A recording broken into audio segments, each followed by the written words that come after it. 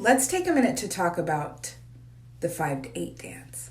Okay, I've talked to you guys several times so far about the 5 to 7 dance, right? Essentially, that's going to be internal or external discomfort leading to a state of impulsivity, irrationality, versus a state of discomfort, right? Leading to a balanced reaction, an aware reaction, okay? A reaction that takes into account oneself and the impact oneself and one's reaction will have on others. Now, this is important to me, and I want to share this because this is something I observe constantly in this world.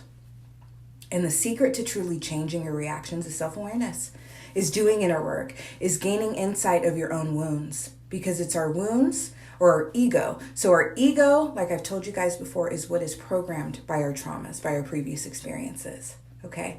So when you understand that is the ego and those wounds essentially, which titrate or allow the shadow self to be released, okay, then you can understand why this sort of behavior, because 7 is what represents the shadow self, 5 is what represents the ego. So when I talk about a 5 to 7 dance, what I'm saying is your ego is releasing your shadow self in moments of discomfort in a way that is incredibly imbalanced or exhibits a lack of emotional mastery. And this exhibits a lack of power. To me, power exudes when you are in control of yourself, when you're in control of your reactions and your emotions. If someone's trying to push your buttons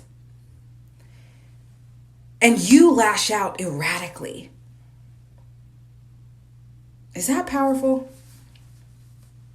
Versus, you can't trigger me. Now, I explained to you the in-depth, thorough, right, way to alter this, to go from a 5 to 7 dance to a 5 to 8 dance. Now, in the short term, in an instant, as an actual coping skill you can pull from your tool belt, just take a minute before reacting at all. Count to 10 and then react. Better yet, take a minute. Say, I need a minute. Go on a walk, right? Because I assure you, usually, not everyone, right? It depends on how self-aware you are. When they are done with that walk, they will have gained some sort of realization and they will approach the conversation differently. Now, yesterday, for example, let me give you guys an example numerically. 28. Yesterday was the 28th. Yesterday, collectively, I witnessed a lot, okay? And I have a gift, right, of being able to work somewhere that's community living. So I'm able to see collective occurrences frequency-wise on certain days. And the 28th, woo! Anyone that was not truly ready to make that jump from 7 to 8 bowed out, okay?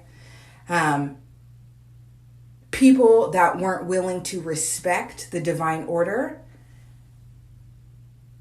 given by the frequency of 8 bowed out. And a lot of it had to do with an inability to do the 5 to 8 dance. It was 5 to 7 dance over and over and over again yesterday.